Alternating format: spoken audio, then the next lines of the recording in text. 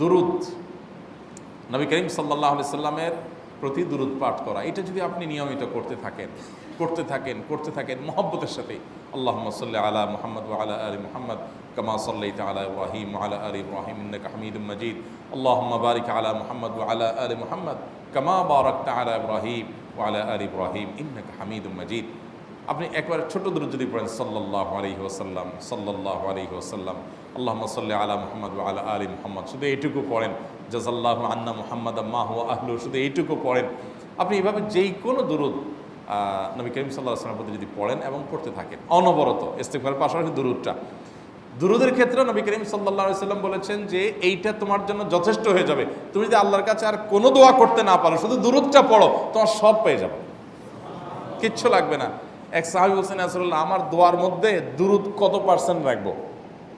আমি তো আমার অনেক কিছু আল্লাহর কাছে চাইবো, দুরূদ মানে তো নবীজির জন্য দোয়া, মানে আমার জন্য তো আমি দোয়া করবো, আপনার জন্য দোয়া কত পার্সেন্ট করবো? 1/3, 1/4, তারপরে হাফ, এবার বিভিন্ন পার্সেন্টেজ বলছিলেন তিনি। নবী করিম সাল্লাল্লাহু আলাইহি ওয়াসাল্লাম বলেছেন যে হ্যাঁ, এর বেশি করতে পারলে আরও ভালো, আরও ভালো। তো ভদ্রলোক এর বেশি, ওই সাহাবী রাদিয়াল্লাহু তাআলা আনহু, তিনি এর বেশি বাড়াতে একটা পর্যায়ে বলছেন যে আমি সব দোয়া আপনার জন্য করি। নবী করিম সাল্লাল্লাহু আলাইহি ওয়াসাল্লাম বলেছেন তাহলে তোমার আর কোনো দোয়াই করতে হবে না, এর মধ্যে সব দোয়া চলে আসবে। কারণ আপনি যদি বলেন আল্লাহ আপনার নবীর প্রতি আপনি রহমত নাজিল করেন, আপনার নবীর প্রতি আপনি শান্তি নাজিল করেন, আপনি যেটা দোয়া করেন, তো আল্লাহকে আল্লাহর নবীর প্রতি আপনি রহমত নাজিল করতে বললে আল্লাহ তাআলা আপনার প্রতি রহমত নাজিল করবেন কি করবেন না? আপনি কাউকে খুশি করতে চান, কার কাছ থেকে কিছু আদায় করতে চান, তার ছেলেটারে যদি হাদিয়া তোহফা দেন, আদর যত্ন করেন, তো বাই ডিফল্ট অটোমেটিকলি ওই লোকের সিম্পেথি আপনার দিকে আসবে কি আসবে না?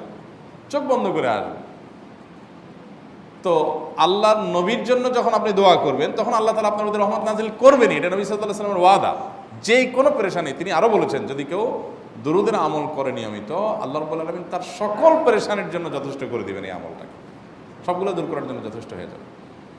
এই দুরূদের আমলটা আমি দেখেছি সুবহানাল্লাহ গুলির মতো কাজ করে। আজকের ঘটনা, এক ভদ্রলোক সকালে একটা টেলিভিশন চ্যানেলে, বেসরকারি চ্যানেলে প্রোগ্রাম শেষ করে নামছিলাম লিফটে, তো উপস্থাপক উনি বলছিলেন যে ভাই, মানে দুরূদের আমল পড়ে আমি কিছুদিন আগে একটা মানে এমন একটা অবস্থা যে এইটা থেকে বের হওয়ার কোনো পথ আর নাই, শুরু করলাম দুরূদ অনবরত, এরপরে আল্লাহ তাআলা আমাকে এমনভাবে উদ্ধার করলেন আমি কল্পনা করতে পারিনি।